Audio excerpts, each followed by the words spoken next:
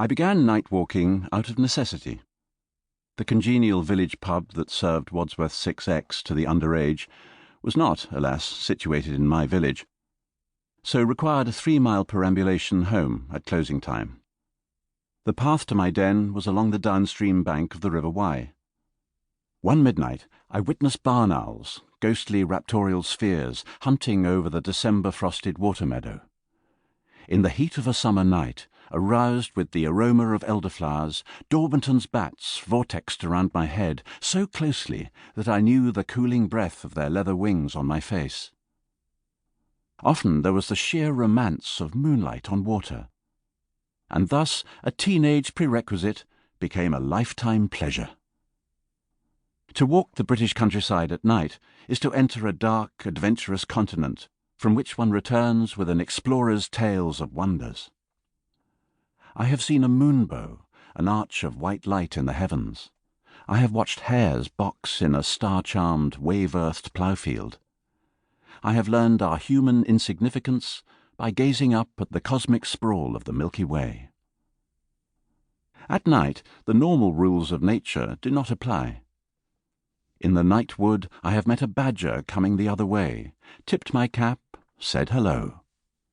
The animals do not expect us humans to be abroad in the dark, which is their time, when the world still belongs to them. That encounter with the badger was in winter. The screaming of a tawny owl echoed off the bare trees. You can still hear the call of the wild if you go out after the decline of the day, which is the human's safe time, and escape the street lamps of civilization.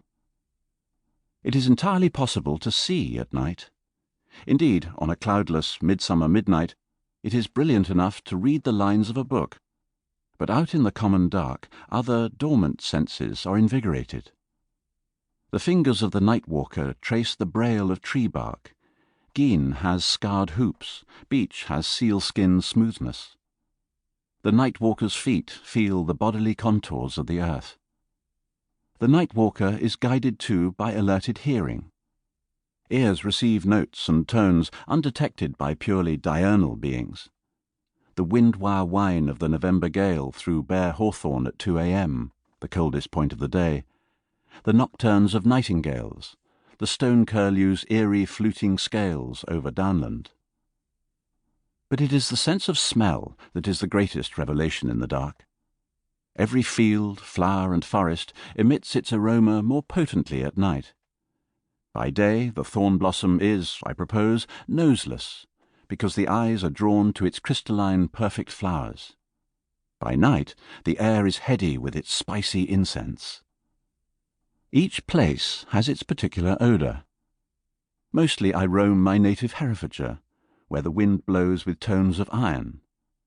I work too as an agriculteur in the absolute east of France's Charente-Maritime, and there the air at night is filled with the chalk dust of school memories. In both places the stars hang so clear and low you can pick them, like diamonds off a swathe of black velvet.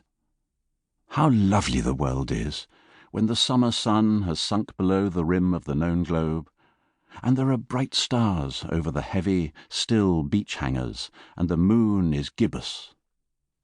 We night walkers have our own word hoard, scratched by fingernails from dictionaries in the owl hour.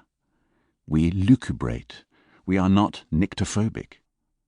Few walk by night into that other place. Take an April night, about 11 o'clock, when even farmers are asleep, the day's work done. The thrill of moonlight presents itself over pastures with sheep sleeping, white and toy-like. Everything is different. In place of bees, glowworms. Instead of commuting cars, the sky traffic of field fares. It is at night that the great migrations of British nature occur. The sweet coming of swallows, the dispersal of mouldy-warps through the clover-perfumed grass.